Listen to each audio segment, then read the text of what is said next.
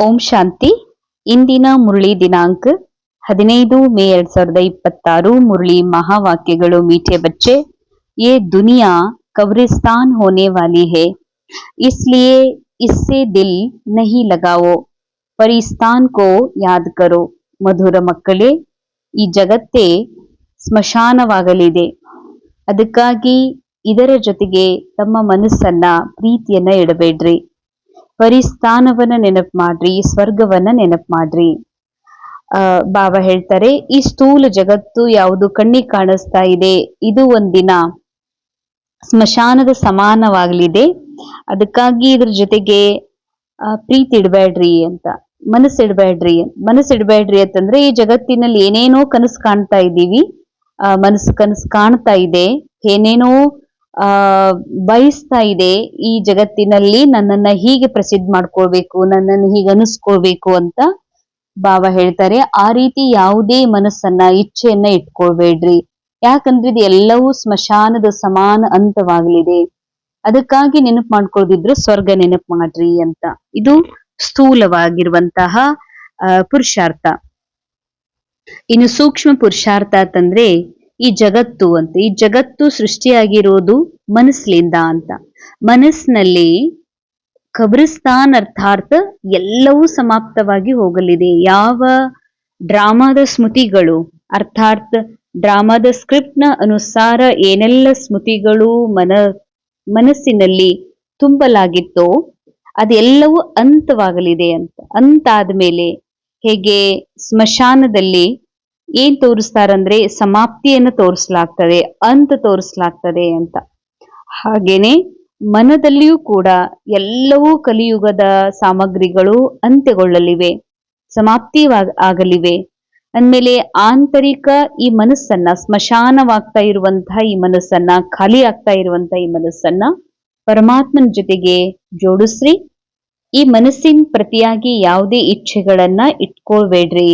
ನಾ ಹೀಗ ಅನಿಸ್ಕೋಬೇಕು, ಹೀಗ್ ಮಾಡ್ಬೇಕು, ಹೀಗಾಗ್ಬೇಕು, ಹೀಗ್ ತೋರಿಸ್ಬೇಕು, ಏನೆಲ್ಲ ಅನ್ಕೊಳ್ತಾ ಇದೆ ಅದೆಲ್ಲ ಆಗೋದಿಲ್ಲ ಅಂತಾರ ಬಾಬಾ. ಯಾಕೆಂದ್ರೆ ಇದು ನಾಟಕವೇ ಪರದೆ ಬೀಳಲಿದೆ, ನಾಟಕದ ಪರದೆ ಬೀಳೋದಿದೆ, ಅಂತಾಗೋದಿದೆ. ಅದಕ್ಕೆ ನೆನಪು ಮಾಡೋದಿದ್ರೆ ಪರಿಸ್ಥಾನ ನೆನಪು ಮಾಡ್ರಿ.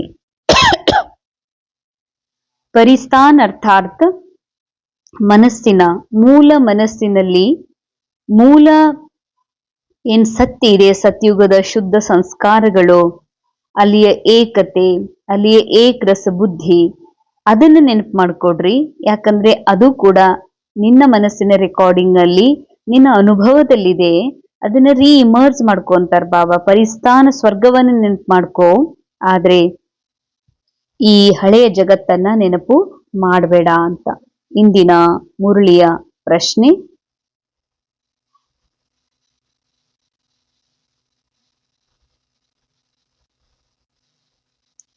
इंदिना मुरलिय प्रश्न, तुम गरीब बच्चों जैसा खुश नसीब दुनिया में कोई भी नहीं, क्यों? ತಾವು ಬಡ ಮಕ್ಕಳಂತಹ ಖುಷ್ ನಸೀಬ್, ಖುಷಿಯ ಒಂದು ಸಂತುಷ್ಟತೆಯನ್ನು ಉಳ್ಳಂತವ್ರು ಈ ಜಗತ್ತಿನಲ್ಲಿ ಮತ್ತಾರು ಇಲ್ಲ, ಯಾಕೆ ಅಂತ ಕೇಳ್ತಾರ ಬಾಬಾ. ಉತ್ತರ, क्योंकि तुम गरीब बच्चे ही डायरेक्ट उस बाबा के बने हो जिससे सदगति का वर्षा मिलता है. गरीब बच्चे ही पढ़ते हैं, साहूकार यदि तोड़ा पढ़ेंगे भी तो उन्हें बाबा की याद मुश्किल से रहेगी. ಬಾಬಾ ಹೇಳ್ತಾರೆ, ಮಕ್ಕಳೇ, ಯಾಕೆ ನೀವೇ ಬಡ ಮಕ್ಕಳೇ ಬಹಳ ಖುಷ್ ನಸೀಬಿದ್ದೀರಿ ಅಂದ್ರ ನೀವು ಸ್ವಯಂ ತಂದೆಯ ಡೈರೆಕ್ಟ್ ಮಕ್ಕಳಾಗಿದ್ದೀರಿ. ಅದಕ್ಕಾಗಿ ನಿಮಗೆ ಯಾರು ಸದ್ಗತಿಯನ್ನ ಕೊಡುವಂತಹ ಭಗವಂತಿದಾರ, ಆ ಭಗವಂತನ ಡೈರೆಕ್ಟ್ ಮಕ್ಕಳಾಗಿದ್ದೀರಿ. ಯಾಕೆ ಅಂದ್ರೆ ಈ ವಿಶ್ವ ನಾಟಕದಲ್ಲಿ ಯಾರು ಮೊಟ್ಟ ಮೊದಲು ಈ ನಾಟಕದಲ್ಲಿ ಎಂಟರ್ ಆಗ್ತಾರೋ ಅವರೇ ಕೊನೆಯಲ್ಲಿ ಗರೀಬಾಗೋದು ಅಂತ, ಬಡವರಾಗೋದು. ಆ ಬಡ ಮಕ್ಕಳೇ ಪರಮಾತ್ಮನನ್ನ ಅರಿಲಿಕ್ಕೆ, ಭಗವಂತನ ಮಕ್ಕಳಾಗ್ಲಿಕ್ಕೆ ಸಾಧ್ಯ. ಅದು ಯಾವ ಭಗವಂತ ಸದ್ಗತಿಯನ್ನ ಕೊಡುವಂತಹ, ಆಸ್ತಿಯನ್ನ ಕೊಡುವಂತಹ ತಂದೆಯ ಮಕ್ಕಳಾಗಿರಿ. ಬಡ ಮಕ್ಕಳೇ ಓದ್ಲಿಕ್ಕೆ ಸಾಧ್ಯ ಅಂತಾರ ಬಾಬಾ. ಸಾಹುಕಾರು ಒಂದ್ ಸ್ವಲ್ಪ ಓದಿದ್ರೂ ಕೂಡ ಅವರಿಗೆ ಬಾಬನ್ ನೆನಪು ಕೊಡೋದು, ಬುದ್ಧಿಯಲ್ಲಿ ಪರಮಾತ್ಮನ ನೆನಪಿರೋದು ಬಹಳ ಕಠಿಣ ಅಂತ ಹೇಳ್ತಾರೆ ಬಾಬಾ. तुम्हें तो अंत में बाबा के सिवाय और कुछ भी याद नहीं आएगा, इसीलिए तुम सबसे खुश नसीब हो. ನಿಮಗೆ ಬಾಬನ್ ಬಿಟ್ರೆ ಯಾರೂ ನೆನಪಿಗೆ ಬರೋದಿಲ್ಲ, ಅದಕ್ಕೆ ನೀವು ಬಹಳ ಖುಷ್ ನಸೀಬ್ ಇದೀರಿ ಅಂತಾರ ಬಾಬಾ. ಸೊ ಇದರ ಸ್ಥೂಲ ಅರ್ಥ ನೋಡಿದ್ರೆ ಒಂದು ರೀತಿ ಬೇರೆನೆ ಇದೆ. ಆದ್ರೆ ಈ ಮುರಳಿಯ ಅತ್ಯಂತ ಸೂಕ್ಷ್ಮ ಅರ್ಥವನ್ನ ನೋಡಿದ್ರ, ಯಾರು ಈ ಸಮಯದಲ್ಲಿ ಬಡವರಿದ್ದಾರೋ ಅವರು ಬಹಳ ಖುಷ್ ನಸೀಬ್ ಅಂತ ಹೇಳ್ತಾರೆ. ಯಾರು ಸೌಕಾರಿದ್ದಾರ ಭಲೆ ಬಾಬನ್ ಮುರಳಿ ಓದ್ತಾರ, ಆದ್ರೆ ಅವರಿಗೆ ಬಾಬನ್ ನೆನಪು ಬುದ್ಧಿಯಲ್ಲಿ ಕೊಡೋದು ಕಠಿಣ ಅಂತ. ಅಂದ್ರೆ ಸೌಕಾರ್ ಅಂದ್ರೆ ಯಾರು? ಸೌಕಾರ್ ಅಂದ್ರೆ ಪುಣ್ಯವಂತರು ಅಂತ. ಯಾರು ಹೆಚ್ಚು ಜೀವನದಲ್ಲಿ ಪುಣ್ಯವನ್ನ ಸಂಗ್ರಹಿಸಿದಾರೋ ಅವ್ರ ಹತ್ರ ಸಕಲ ಸಂಪನ್ನತೆ ಇದೆ, ಒಳ್ಳೆಯ ಸಂಬಂಧಗಳು, ಒಳ್ಳೆಯ ಸಂಪತ್ತು, ಆಮೇಲೆ ಪೊಸಿಷನ್ ಇದೆ, ಧನ ಇದೆ, ಎಲ್ಲವೂ ಇದೆ, ನಿಜವಾಗಿಯೂ ಪುಣ್ಯವಂತರು ಅಂತ. ಆದ್ರೆ ಸಂಗಮ ಯುಗದಲ್ಲಿ ಅವ್ರಿಗೇನು ಆ ಸಂಪತ್ತಿದೆ, ಅವ್ರ ಹತ್ರ ಸೌಕಾರಿಕೆ ಇದೆ, ಎಲ್ಲ ಅನುಕೂಲತೆಗಳಿವೆ, ಅವು ಸೆಳೀತವ ಅವರನ್ನ, ಅವರ ಬುದ್ಧಿಯನ್ನ ತನ್ನ ಕಡೆಗೆ ಸೆಳೀತವ. ಹೀಗಾಗಿ ಅವರಿಗೆ ಬಾಬನ್ ನೆನಪು ಬುದ್ಧಿಯಲ್ಲಿ ಕೂಡೋದು ಕಠಿಣ ಆಗ್ತದ ಅಂತ. ಬಡ ಮಕ್ಕಳೇ ಬಾಬಾ ನೆನಪು ಮಾಡ್ತಾರೆ, ಬಾಬನ್ ತಿಳ್ಕೋತಾರ, ಒಬ್ಬ ಬಾಬನ ನೆನಪು ಮಾಡ್ತಾರ ಅಂತಂದ್ರ, ಬಡವರು ಅಂತಂದ್ರ ಯಾರು? ಯಾರಿಗೆ ದುಡ್ಡಿಲ್ಲ, ಯಾರಿಗೆ ಎಲ್ಲಾ ದೂರದವ ಅಂತ ಅಲ್ಲ. ಬಡವರು ಅಂತಂದ್ರೆ ಯಾರು ಜೀರೋ ಆಗಿದಾರ ಅಂತ. ಬಡವರು ಅಂದ್ರೆ ಯಾರು ಬಾಬಾಗ ಅರ್ಪಿಸಿ ಬಿಟ್ಟಿದಾರ. ಬಾಬಾಗ ಅರ್ಪಿಸುದು ಅಂದ್ರೆ ನನ್ನ ಹತ್ರ ಬಾಳ ಇದೆಲ್ಲ ನಾ ಬಾಬಾಗ್ ಕೊಟ್ಟು ಬಿಟ್ಟೆ ಅನ್ನುವಂತ ಅಹಂ ಒಳಗಲ್ಲ. ನಂದೇನು ಇಲ್ಲಿ ನಾಟಕದಲ್ಲಿ ನಾನು ನಿರಾಕಾರ ಆತ್ಮ, ನಾ ಆತ್ಮನಿಗೆ ಈ ನಾಟಕದಲ್ಲಿ ಡ್ರಾಮಾದ ಒಂದು ಸ್ಕ್ರಿಪ್ಟ್ ಅನುಸಾರ ಡೈರೆಕ್ಟರ್ನ ಮೂಲಕ ಏನ್ ಸಿಕ್ಕಿತ್ತೋ ಅದು ಯಾವುದೂ ನಂದಲ್ಲ. ಅದನ್ನ ನಾನು ವಾಪಸ್ ಕೊಟ್ಟೀನಿ. ನಾ ಖಾಲಿ ಇದೀನಿ. ಈಗ ನಾ ಖಾಲಿ ಇದೀನಿ ಅಂತಂದ್ರ ಗರೀಬ್. ಸೂಕ್ಷ್ಮ ಅರ್ಥದಲ್ಲಿ ನನ್ನದೇನು ಇಲ್ಲ ಅನ್ನೋದೇ ಗರೀಬಿ. ಯಾರು ಈ ರೀತಿ ಬುದ್ಧಿಯನ್ನ ಖಾಲಿ ಮಾಡ್ಕೊಂಡಿದಾರ, ತಮ್ಮ ಹತ್ರ ಇರುವುದೆಲ್ಲವನ್ನ ಬಾಬಾಗ ಅರ್ಪಿಸಿ ಬಿಟ್ಟಿದ್ದಾರೋ ಅವ್ರು ನಿಜವಾದ ಬಡ ಮಕ್ಕಳು. ಆ ಮಕ್ಕಳ ಬುದ್ಧಿಯಲ್ಲಿ ನಾ ಮಾಡ್ಬೇಕು, ಇಡ್ಬೇಕು, ಏನೋ ಆಗ್ಬೇಕು, ತೋರಿಸ್ಬೇಕು ಅನ್ನುವಂಥದ್ದು ಏನೂ ಇರೋದಿಲ್ಲ. ಹಿಂಗಾಗಿ ಅವರಿಗೆ ಮತ್ತೆ ಗರೀಬಿ ಅರ್ಥಾತ್ ಪುಣ್ಯದ ಫಲ ಕಮ್ಮುಳ್ಳವರು ಅಂತ, ಜೀರೋ ಬ್ಯಾಲೆನ್ಸ್ ಉಳ್ಳಂಥವ್ರು ಅಂತ. ಸಂಬಂಧದಲ್ಲಿಯೂ ಕೂಡ ಸುಖ ಇರುವುದಿಲ್ಲ, ಪ್ರತಿಷ್ಠೆ ಇರೋದಿಲ್ಲ ಅಷ್ಟೊಂದು. ಯಾರಿಗೆ ಯಾವುದೇ ರೀತಿಯ ಕೊರತೆ ಇದೆ, ಸ್ಥೂಲ ರೂಪದಲ್ಲಿಯೂ ಕೂಡ ಸೂಕ್ಷ್ಮ ರೂಪದಲ್ಲೂ ನನ್ನವರು ಅನ್ನುವಂಥದ್ದು ಕೊರತೆ ಇದೆ, ಜರೂರ್ ಅವರು ಬಡವರನೇ. ಯಾಕಂದ್ರೆ ಜೀರೋ ಬ್ಯಾಲೆನ್ಸ್ ಇದೆ. ಜೀರೋ ಬ್ಯಾಲೆನ್ಸು ಇದೆ ಸ್ಥೂಲ ರೂಪದಲ್ಲಿ. ಇನ್ನು ಸೂಕ್ಷ್ಮ ರೂಪದಲ್ಲಿ ನನ್ನದನ್ನೋದು ಏನೂ ಇಲ್ಲ ಅನ್ನುವಂಥದ್ದು ಯಾರ ಬುದ್ಧಿಯಲ್ಲಿದೆ ಅವ್ರು ನಿಜವಾದ ಬಡ ಮಕ್ಕಳು. ಆ ಮಕ್ಕಳು ಮಾತ್ರ ನಿರಂತರ ತಂದೆಯ ನೆನಪಿನಲ್ಲಿ ಇರೋದಕ್ಕ ಸಾಧ್ಯದ. ಯಾಕಂದ್ರೆ ಯಾರಿಗೆ ಸಹಕಾರಿಕೆಯ ನಶೆ ಇದೆ, ಯಾರಿಗೆ ಪುಣ್ಯದ ಬ್ಯಾಲೆನ್ಸ್ ಇದೆ, ಯಾರಿಗೆ ಎಲ್ಲಾ ರೀತಿಯ ಸಂಬಂಧಗಳು ಸರಿ ಅದಾವ, ಎಲ್ಲಾ ರೀತಿಯ ಸಕಲ ಸಂಪತ್ತಿದೆ, ಅವ್ರ ಯಾಕೆ ಬಾಬಾ ನೆನಪು ಮಾಡ್ಬೇಕು? ಅದಕ್ಕೆ ಬಾಬಾ ಅಂತಾರ, ಬಡ ಮಕ್ಕಳಾದಂತ ನೀವೇ ಬಹಳ ಖುಷ್ ನಸೀಬ್ ಇದೀರಿ. ನಿಮ್ಮ ನಸೀಬದೊಳಗ ಖುಷಿಯು ಬಹಳಷ್ಟಿದೆ. ಯಾಕಂದ್ರೆ ಎಂದಿಗೂ ಕಳೆದು ಹೋಗದಂತಹ ಪರಮಾತ್ಮನ ಪ್ರೀತಿ, ಪರಮಾತ್ಮನ ಸರ್ವ ಸಕಲ ಸಂಪತ್ತು ನಿಮಗೆ ಪ್ರಾಪ್ತಿಯಾಗ್ತದ ಮತ್ತು ನಿಮಗೆ ಸದ್ಗತಿ ಸಿಗ್ತದ. ಮತ್ತೆ ನಿಮ್ಮ ಬುದ್ಧಿಯಲ್ಲಿ ಬಾಬಾ ನೆನಪು ಬಿಟ್ರೆ ಬೇರೆ ಏನೂ ಇರೋದಿಲ್ಲ ಅಂದ್ಮೇಲೆ ನಿಮ್ಮಷ್ಟು ಭಾಗ್ಯವಂತರು, ಖುಷಿ ನಸೀಬುಳ್ಳವರು ಮತ್ಯಾರು ಇಲ್ಲ ಅಂತಾರೆ ಬಾಬಾ. ಇಂದಿನ ಮುರಳಿಯ धारणा पॉइंट्स: स्वयं रिफ्रेश रहकर औरों को रिफ्रेश करने के लिए बाबा और वर्षे की याद में रहना है और सबको याद दिलाना है. ಸ್ವಯಂ ರಿಫ್ರೆಶ್ ಆಗಿದ್ದು ಅನ್ಯರಿಗೂ ರಿಫ್ರೆಶ್ ಮಾಡುವಂತಹ ಬಾಬಾ ಮತ್ತು ಆಸ್ತಿಯನ್ನ ನೆನಪಿನಲ್ಲಿ ಇಟ್ಕೊಡ್ರಿ, ಎಲ್ಲರಿಗೂ ನೆನಪನ್ನ ಕೊಡಿಸ್ರಿ. ಬಾಬಾ ಹೇಳ್ತಾರೆ ಸ್ವಯಂ ರಿಫ್ರೆಶ್ ಆಗ್ರಿ. ರಿಫ್ರೆಶ್ ಆಗೋದು ಅಂತಂದ್ರೆ ಸ್ಥೂಲ ರೂಪದಲ್ಲಿ ಸ್ಥಾನವನ್ನ ಬದಲಾಯಿಸೋದು, ಕಾರ್ಯಗಳನ್ನ ಬದಲಾಯಿಸೋದು, ಅಥವಾ ನಮ್ಮ ಒಂದು ಪ್ರತಿನಿತ್ಯದ ರುಟೀನ್ ಅನ್ನ ಬದಲಾವಣೆ ಮಾಡ್ಕೊಳ್ಳುವಂಥದ್ದು, ಅಥವಾ ನೇಚರ್ನಲ್ಲಿ ಇರೋದು, ಅಥವಾ ರಿಲ್ಯಾಕ್ಸ್ ಆಗೋದು, ಇವೆಲ್ಲ ಬಾಬಾ ಹೇಳ್ತಾರೆ ಸ್ಥೂಲ್ ರೂಪದ ರಿಫ್ರೆಶ್ಮೆಂಟ್.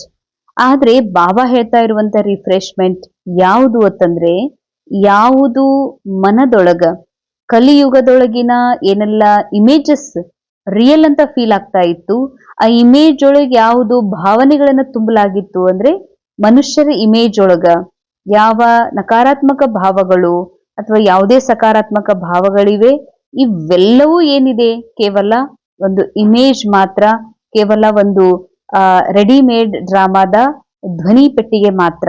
ಇದರಲ್ಲಿ ಏನೂ ಜೀವಂತಿಕೆ ಇಲ್ಲ.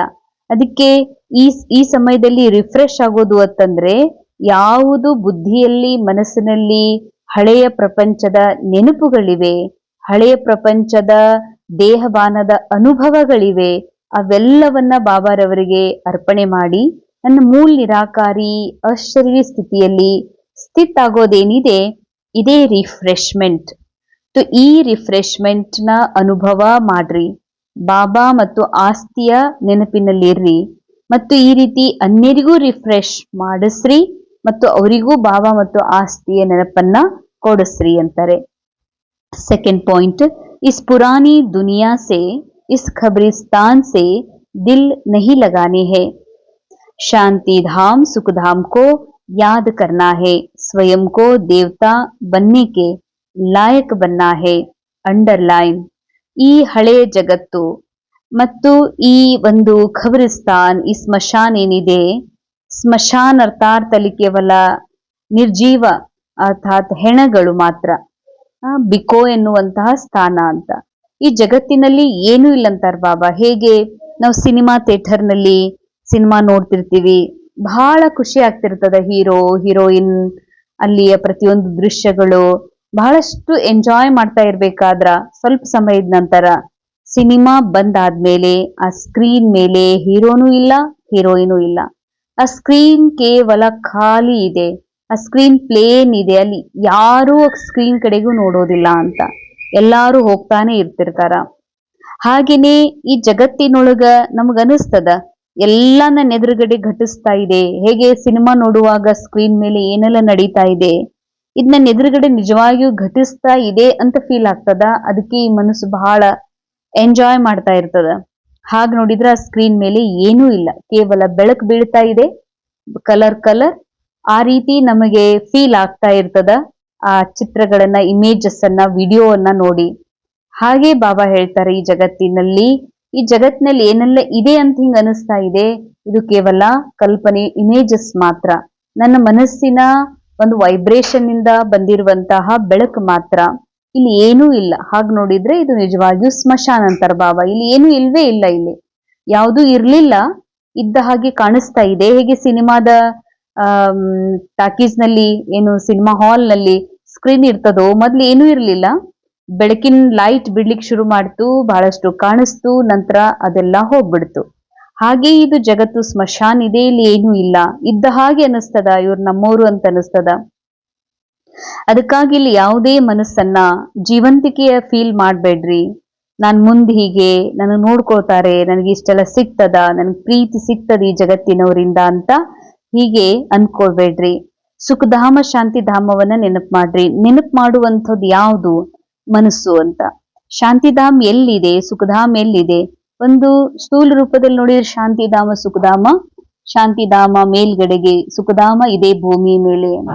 ಆದ್ರೆ ಬಾಬಾ ಹೇಳುವ ಸೂಕ್ಷ್ಮ ಅರ್ಥ ಶಾಂತಿಧಾಮ ಸುಖಧಾಮ ಅಂದ್ರೆ ಆತ್ಮನ ಮೂಲ ಸ್ಥಿತಿಯೇ ಶಾಂತಿಧಾಮ, ಆತ್ಮನ ಮೂಲ ಸುಖ ಸ್ವರೂಪ ಸ್ಥಿತಿಯೇ ಸುಖಧಾಮ್. ಈ ಸುಖಧಾಮ ಮತ್ತು ಶಾಂತಿಧಾಮವನ್ನ ಮನಸ್ಸು ಎಷ್ಟು ನೆನಪು ಮಾಡ್ತದೋ ಅದು ಸುಖದ ಮತ್ತು ಶಾಂತಿ ಅನುಭವ ಮಾಡ್ಲಿಕ್ಕೆ ಶುರು ಮಾಡ್ತದ.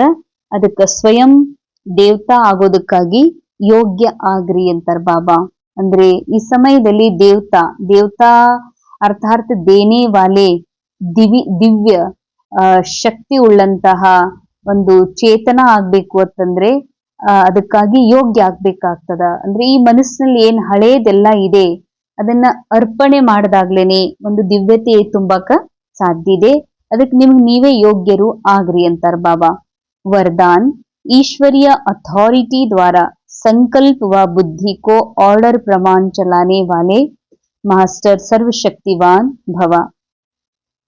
ಈಶ್ವರೀಯ ಅಥಾರಿಟಿಯ ಮೂಲಕ ಸಂಕಲ್ಪ ಹಾಗೂ ಬುದ್ಧಿಯನ್ನ ಆರ್ಡರ್ ಪ್ರಮಾಣ ನಡೆಸುವಂತಹ ಮಾಸ್ಟರ್ ಸರ್ವशक्तिवान ಆಗ್ರಿ। जैसे स्थूल हाथ पांव को बिल्कुल सहज रीति जहां चाहो वहां चलाते हो व कर्म में लगाते हो, वैसे संकल्प व बुद्धि को जहां लगाना चाहे वहां लगा सकते हैं।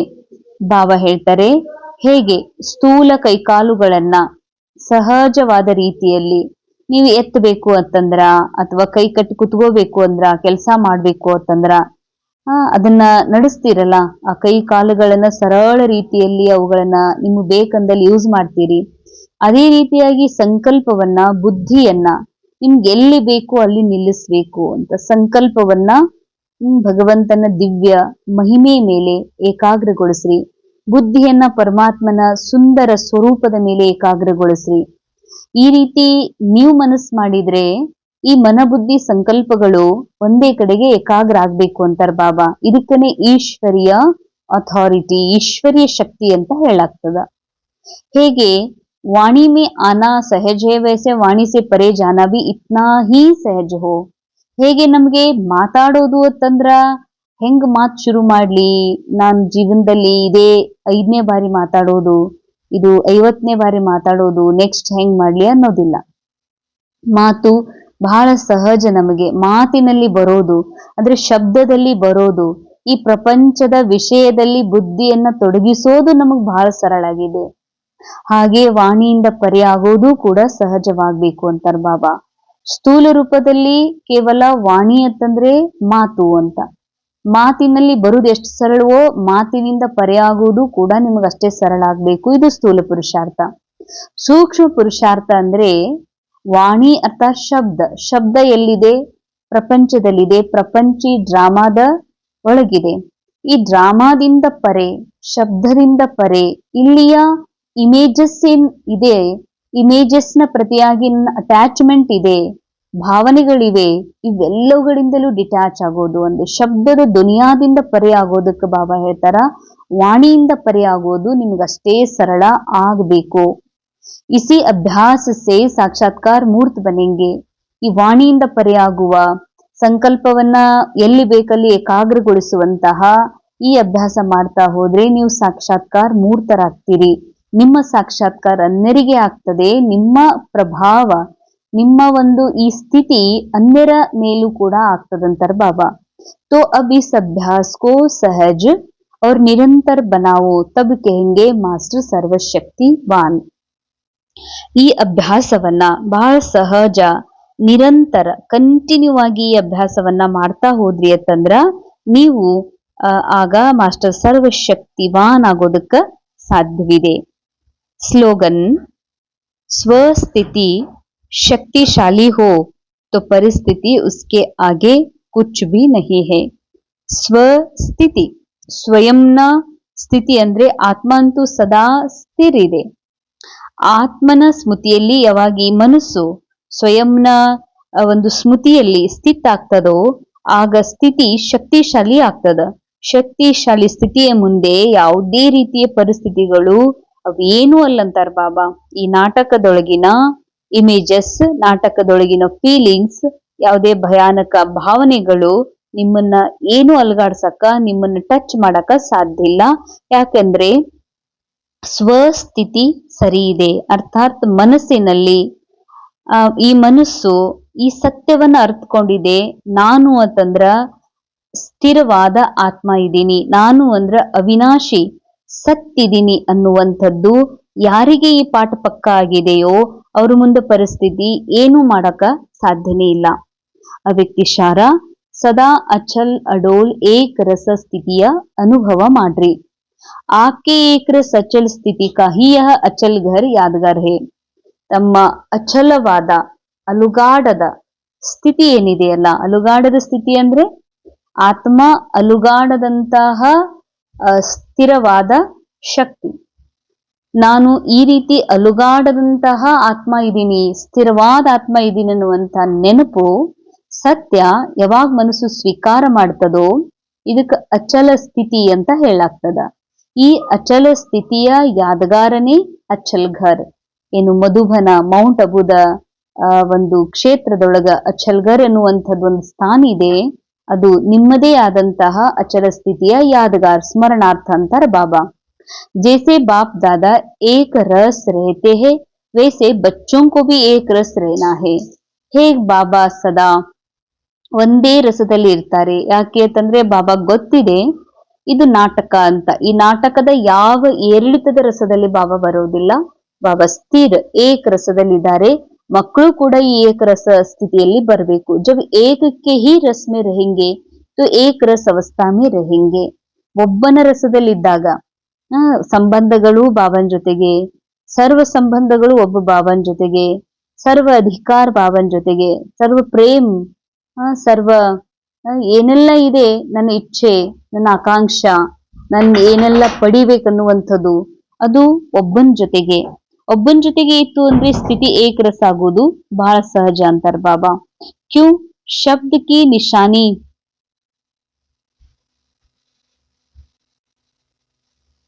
जब एक के ही रस में रहेंगे तो एक रस अवस्था में रहेंगे. क्यों शब्द की निशानी क्वेश्चन मार्क सभी से टेढ़ा होता है. ಯಾಕೆ ಅಂದಾಗ ಅಲ್ಲಿ ಕ್ವೆಶ್ಚನ್ ಮಾರ್ಕ್ ಇದೆ. ಕ್ವೆಶ್ಚನ್ ಮಾರ್ಕ್ದ ನಿಶಾನಿ ಏನಿದೆ ಅದು ಎಲ್ಲಕ್ಕಿಂತ ಅಂಕಡೊಂಕಿದೆ. जब क्यों क्या शब्द निकल जाएगा तब ड्रामा की भावी पर एक रस स्टेरियम रह सकेंगे. ಬಾಬಾ ಹೇಳ್ತಾರಿದು ಬನಿ ಬನಾಯಿ ಡ್ರಾಮಾದ ಸ್ಕ್ರಿಪ್ಟ್ ಏನ್ ಸ್ಕ್ರೀನ್ ಮೇಲೆ ಪ್ಲೇ ಆಗ್ತಾ ಇದೆ, ಇಲ್ಲಿ ಏನು ಕ್ವೆಶ್ಚನ್ ಮಾಡೋದಿಲ್ಲ ಅಂತಾರ ಬಾಬಾ. ಯಾಕೆ ಹಿಂಗಾಯ್ತು, ಏನಿದು, ಯಾಕಪ್ಪ ಅಂತ ಹಿಂಗಿದಾವಲ್ಲ, ಈ ಪ್ರಶ್ನೆಗಳೇ ಹೋಗ್ಬೇಕಂತಾರ ಬಾಬಾ. ಡ್ರಾಮಾದ ಭಾವಿಯ ಮೇಲೆ ಸ್ಥಿರವಾಗಿ ಉಳಿರಿ.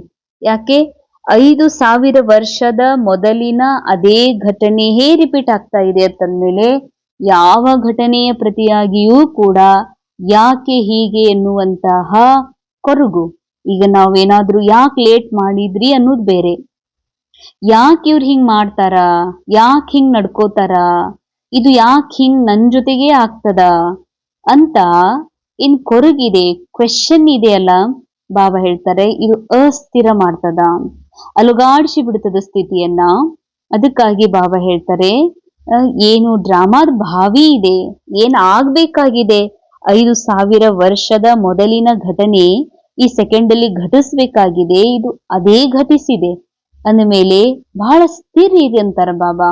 ಈ ರೀತಿ ಡ್ರಾಮಾದ ನಾಲೆಜ್ ಅನ್ನ ಬಳಸೋದ್ರಿಂದಲೂ ಕೂಡ ಸ್ಥಿತಿ ಸ್ಥಿರವಾಗಿ ಉಳಿಲಿಕ್ಕೆ ಸಾಧ್ಯವಿದೆ. ಓಂ ಶಾಂತಿ. ಇಂದಿನ ಮುರಳಿಯ ಮಹಾವಾಕ್ಯದ ಅನುಭವ ಮಾಡೋಣ. ಈ ಜಗತ್ತು ಒಂದು ಖಬರಿಸ್ತಾನ್ ಆಗಿದೆ. ಯಾಕೆಂದರೆ ಇದೆಲ್ಲವೂ ಬನಿ ಬನಾಯಿ ಡ್ರಾಮಾದ ಮಾಡಲ್ಪಟ್ಟ ನಾಟಕದ ಕೇವಲ ದೃಶ್ಯಗಳು ಮಾತ್ರ, ಸಿನಿಮಾದ ದೃಶ್ಯಗಳು ಮಾತ್ರ. ಹೇಗೆ ಸಿನಿಮಾ ಥಿಯೇಟರ್ನ ಸ್ಕ್ರೀನ್ನ ಮೇಲೆ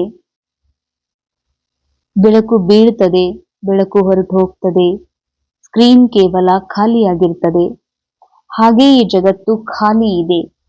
ಕೇವಲ ಈ ಜಗತ್ತಿನಲ್ಲಿ ಮನಸ್ಸಿನ ಬೆಳಕು, ಮನಸ್ಸಿನ ಫೋರ್ಸ್, ಪ್ರಕಾಶದಿಂದ ಇಲ್ಲಿ ಎಲ್ಲವೂ ಜೀವಿತವಾಗಿರುವಂತೆ ಈ ಪ್ರಪಂಚದಲ್ಲಿ, ಈ 3D ಡೈಮೆನ್ಷನ್ ವರ್ಲ್ಡ್ ನಲ್ಲಿ ಎಲ್ಲವೂ ಜೀವಿತವಾಗಿರುವಂತೆಯೇ ಅನುಭವವಾಗುತ್ತಿದೆ. ಆದರೆ ಇದು ಯಾವುದೂ ಸತ್ಯವಲ್ಲ. ಕ್ಷಣ ಕ್ಷಣವೂ ಬದಲಾವಣೆ ಉಳ್ಳಂತಹ ಈ ಜಗತ್ತಿನಲ್ಲಿ ಇಲ್ಲಿವರೆಗೆ ಈ ಮನಸ್ಸು ಅನೇಕ ಕನಸುಗಳನ್ನ, ಆಶೆ ಆಕಾಂಕ್ಷೆಗಳನ್ನ ಹೊತ್ತು ವಿಚಲಿತ ಆಗಿ ದುಃಖ ಅಶಾಂತಿಯಲ್ಲಿ ಮುಳುಗಿ ಹೋಗಿತ್ತು. ಪರಮಾತ್ಮ ತಂದೆಯ ಸತ್ಯ ಜ್ಞಾನವನ್ನ ಅರಿತ ಮೇಲೆ ಈಗ ಈ ಅರಿವು ಬಂದಿದೆ. ಈ ಜಗತ್ತು ಕೇವಲ ಒಂದು ಸ್ಮಶಾನವಾಗಿದೆ. ಇಲ್ಲಿ ಯಾರೂ ಜೀವಂತವಿಲ್ಲ. ಕೆಲವು ಕ್ಷಣಗಳ ಹಿಂದೆ ಜೀವಿತ ವ್ಯಕ್ತಿ ಈಗ ಸ್ಮಶಾನದಲ್ಲಿ ನಿರ್ಜೀವವಾಗಿ ಬಿದ್ದಿರುವ ಹಾಗೆ ಈ ಪ್ರಪಂಚದಲ್ಲಿ ಏನೆಲ್ಲ ಚೈತನ್ಯ ಜೀವಿತವಾಗಿ ಕಾಣುತ್ತಿದೆಯೋ ಇದ್ಯಾವುದೂ ಸತ್ಯವಲ್ಲ. ಇದು ನಿರ್ಜೀವ ಜಗತ್ತು. ಇದು ಮಾಡಲ್ಪಟ್ಟಂತಹ ನಾಟಕ. ಹೀಗಾಗಿ ನನಗೀಗ ಸ್ಮೃತಿ ಬಂದಿದೆ. ಸತ್ಯವು ಅರ್ಥವಾಗಿದೆ. ಇಲ್ಲಿ ಜೀವಂತವಾಗಿರುವುದು, ಚೇತನವಾಗಿರುವುದು ನಾನು ಆತ್ಮ ಮಾತ್ರ ಹಾಗೂ ಪರಮಾತ್ಮ ತಂದೆ ಮಾತ್ರ. ನಾನೀಗ ಈ ಕಬ್ರಿಸ್ತಾನದ ಮೇಲಿನ ಮನಸ್ಸನ್ನು ತೆಗೆದು ಕೇವಲ ನನ್ನ ಸತ್ಯ ಸ್ವರೂಪದ ಮೇಲೆ ಏಕಾಗ್ರಗೊಳಿಸುತ್ತಿರುವೆ. ನಾನು ಈ ಪ್ರಪಂಚದಲ್ಲಿ ಬಡತನದ ಪಾತ್ರವನ್ನು ಅಭಿನಯ ಮಾಡುತ್ತಿರುವೆ, ಆದರೆ ಸ್ವಯಂ ನಾನು ಶ್ರೀಮಂತವಾಗಿರುವೆ. ಅರ್ಥಾತ್ ಆತ್ಮ ಸದಾ ಸಂಪನ್ ಪಾತ್ರದಲ್ಲಿ ಗರಿಬಿ, ಮನಸ್ಸು ಗರಿಬಿಯಾಗಿದೆ. ಯಾಕೆಂದರೆ ಇಲ್ಲಿ ನನ್ನದೆನ್ನುವುದು ಯಾವುದೂ ಇಲ್ಲ. ಎಲ್ಲವೂ ಕೇವಲ ಒಂದು ಭ್ರಮೆ ಮಾತ್ರ.